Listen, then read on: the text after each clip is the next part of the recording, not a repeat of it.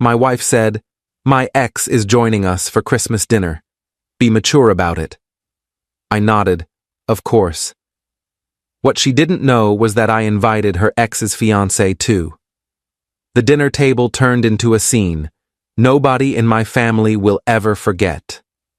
I'm Derek, 29, and I've been married to my wife Vanessa for 3 years. This Christmas was supposed to be like every other, my parents hosting, my sister and her kids running around, good food, the usual family chaos. Until 2 weeks before the holiday, when Vanessa dropped a bomb that changed everything. We were in the kitchen on a Tuesday night. I was making pasta, she was scrolling through her phone, and out of nowhere she said, "So I invited Marcus to Christmas dinner at your parents' place." I stopped stirring. Marcus? Your ex? Marcus? Yeah, she said casually, not even looking up. He's going through a rough time and doesn't have family in the area. I thought it would be nice. Let me give you context. Marcus is Vanessa's ex-boyfriend from college. They dated for 3 years, broke up about 6 months before she and I met. She's always maintained they're just friends and that their relationship ended mutually. I've met Marcus exactly twice, once at a barbecue 2 years ago and once at a charity event last spring. Both times he was polite but had this weird energy around Vanessa, like they shared inside jokes I wasn't part of. "You invited your ex to my family's Christmas dinner without asking me first?" I said slowly. She finally looked up. "Derek, don't be insecure about this. Marcus and I are friends. That's it. And before you start, yes, I already told your mom and she said it was fine." That part stung. She'd gone to my mother before coming to me. "When did you talk to my mom?" "Yesterday. I called her to ask if we could bring an extra guest and explained the situation. She was totally understanding." I felt my jaw tighten. "Vanessa, that's not the point. You should have asked me first. It's weird to invite an ex to a family holiday." "It's only weird if you make it weird," she said, her tone getting sharper. "Marcus is going through a breakup and I'm being a good friend. I need you to be mature about this." There it was. The "be mature" line.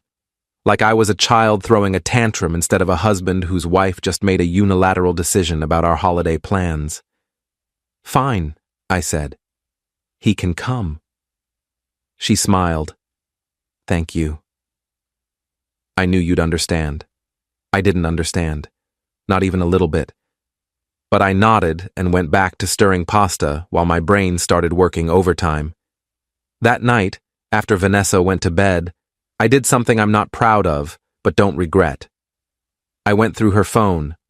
I know, invasion of privacy, breach of trust, all of that.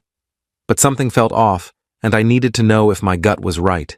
What I found was worse than I expected.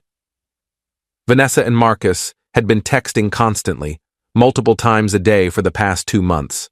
Nothing explicitly inappropriate, but the tone was way too familiar. Lots of inside jokes, lots of remember when messages, lots of her complaining about me. There was one message from 3 weeks ago that made my blood boil. "I miss what we had. Things were simpler." And her response, "I know." Sometimes I wonder what would have happened if we'd tried harder.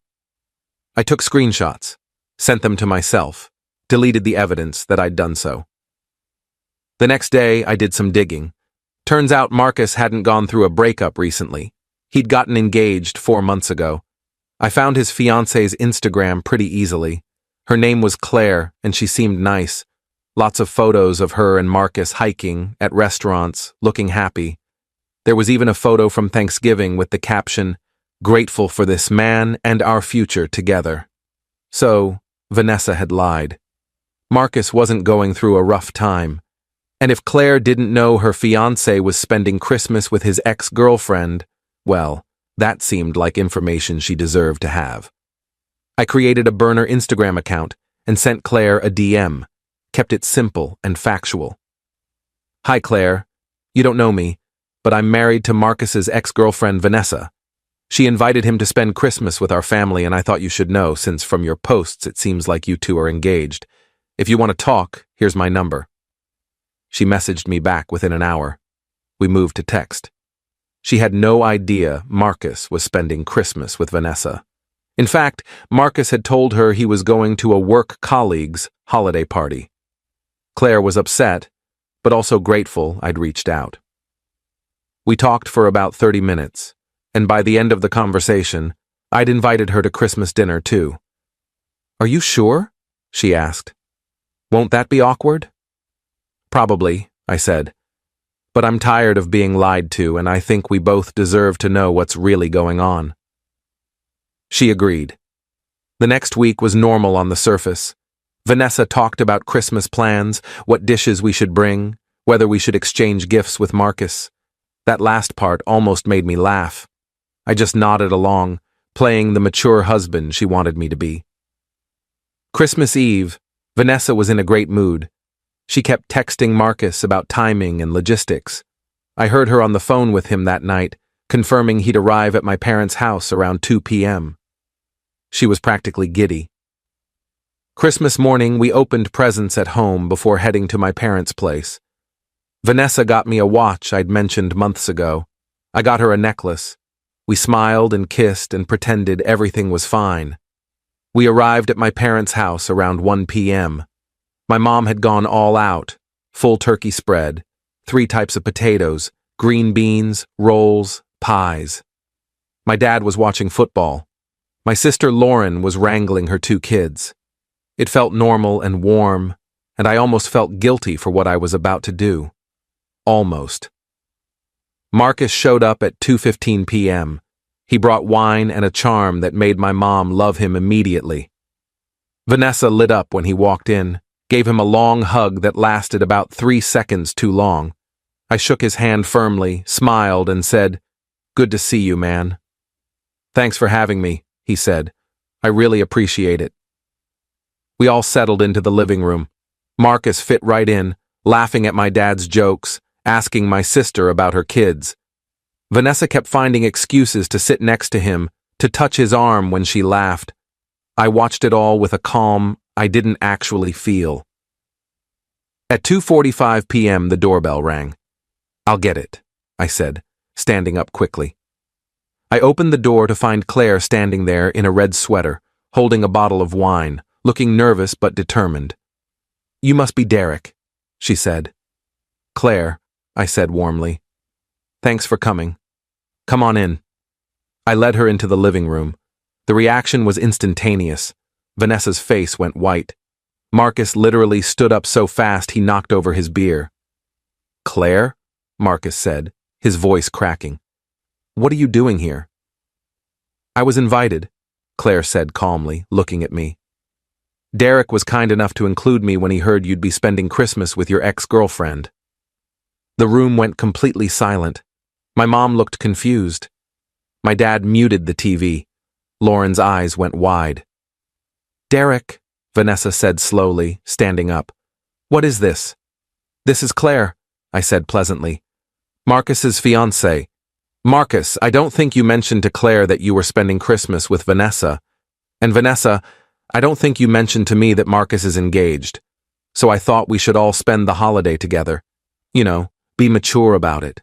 I used her words, her exact words. Marcus looked like he wanted to disappear into the floor. "Claire, I can explain." "Explain what?" Claire said, her voice shaking now. "Explain why you told me you were going to a work party? Explain why you're spending Christmas with your ex-girlfriend and her family without mentioning it to me? Explain why Derek had to be the one to tell me what you were doing?" "It's not like that," Marcus started. "Then what is it like?" she shot back. Vanessa turned to me, her face red now. "Derek, this is insane. You invited his fiancée to embarrass me?" "I invited her because she deserved to know where her fiancé was," I said calmly. "Just like I deserve to know that you've been texting your ex constantly and telling him you miss what you had." Her face went from red to pale. "You went through my phone?" "I did," I admitted. "And I found a lot of interesting conversations. Want me to share them with everyone?" My mom finally spoke up. "What on earth is happening right now? Lauren was recording on her phone. I didn't stop her. Marcus tried to approach Claire. Baby, please, let me explain. Vanessa and I are just friends. She was going through some stuff and needed support. I wasn't going through anything, Vanessa snapped at him. What are you talking about? And just like that, their stories fell apart. Marcus claimed Vanessa needed emotional support. Vanessa claimed Marcus was the one going through a hard time. Neither story matched what they'd told other people. They were both lying, and they'd been caught. Claire looked at Marcus with disgust. We're done. Completely done. Don't come home tonight. Don't call me. I'll have my brother pack up your stuff. She turned to me. Thank you for telling me. I'm sorry I came to your family's Christmas, but I'm glad I know the truth. You're welcome to stay for dinner if you want, my mom said quietly, and I loved her for that. Claire shook her head. I think I need to go. But thank you. She left. Marcus stood there frozen for a moment, then grabbed his coat and followed her out without another word. The door closed. Vanessa stared at me with a mixture of fury and humiliation. I want a divorce, I said before she could speak. I've already contacted a lawyer. You can stay at your sister's place until we figure out living arrangements. Derek, she started. No, I interrupted. You brought your ex to my family's Christmas. You lied to me about why. You've been emotionally cheating on me for months. You made me feel crazy for being uncomfortable. So no, we're done. She looked around the room, at my parents, at Lauren, at the dinner table set for a holiday that was now completely ruined, and I watched her realize she had no allies here. She grabbed her purse and left without another word. Update 1. Christmas dinner was awkward, but we got through it. My mom kept apologizing for not asking more questions when Vanessa called about bringing Marcus. My dad said I'd handled it well. Lauren told me the video had already been shared with our extended family group chat, and everyone was on my side. I stayed at my parents' house that night. Vanessa texted me 17 times, ranging from angry to apologetic to pleading. I responded to one, talk to my lawyer. The next day, I went back to our apartment with my dad and brother-in-law to pack essentials. Vanessa wasn't there, but she'd left a note on the kitchen counter. I'm sorry. I never meant for any of this to happen. Can we please talk? I threw the note away. Update 2. A week later, I met with my lawyer. I had the screenshots from Vanessa's phone, which my lawyer said would be helpful. I also had documentation showing I'd paid for most of our shared expenses, which mattered for asset division. Vanessa moved in with her sister. She tried to reach out through mutual friends, asking them to convince me to give her another chance. Most of our friends sided with me once they heard the full story. A few said I'd been dramatic with the Christmas ambush, but honestly, I don't care. Claire reached out to me a few days after Christmas. She thanked me again and confirmed she'd broken off the engagement. She said Marcus had tried to claim nothing physical happened between him and Vanessa, but the emotional affair was enough for her. She'd dodged a bullet, and so had I. Marcus apparently lost it after the breakup. According to mutual friends, he blamed Vanessa for ruining his relationship, and Vanessa blamed him for ruining her marriage. They're both right. Final update. It's been 2 months since Christmas. The divorce is moving forward smoothly because Vanessa doesn't want to fight it. I think she's embarrassed and just wants it over with. We're selling the apartment and splitting assets 60-40 in my favor since I paid for most of it. I've been staying with my parents while I look for a new place. It's been good. Lots of family dinners, game nights with my sister, quiet time to process everything. Vanessa sent me a long email last week. She apologized for everything, said she'd been confused and made terrible choices, that she never physically cheated but understood why I felt betrayed. She asked if someday we could be friends. I didn't respond. Maybe someday I'll feel differently, but right now, I just want her out of my life. Claire and I got coffee last week. Not romantic, just two people who went through similar things comparing notes. She's doing well, starting therapy, focusing on herself.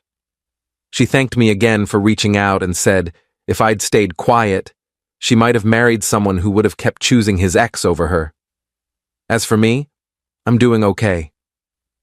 Some days are harder than others. I miss being married, but I don't miss being married to someone who didn't respect me. My family keeps joking that I won Christmas, and honestly, they're not wrong. That dinner table scene will be talked about for years. My mom already said next Christmas I get to approve all guests. Edit 1. People keep asking if I feel bad about ambushing them on Christmas. Honestly, number. They chose to lie and sneak around. I just chose the timing of when the truth came out. If they didn't want to be embarrassed in front of family, they shouldn't have done embarrassing things. Edit 2. Lauren's video didn't go viral or anything, but it's definitely been shared around our extended family and friend groups. Vanessa's mortified. Marcus apparently deleted all his social media. Claire is living her best life from what I can see on Instagram. Edit 3. Someone asked what my dad said when it all went down. After Vanessa left, he came over, put his hand on my shoulder, and said, "Son, that was the most interesting Christmas we've ever had." Well done. Coming from my dad, that's basically a standing ovation.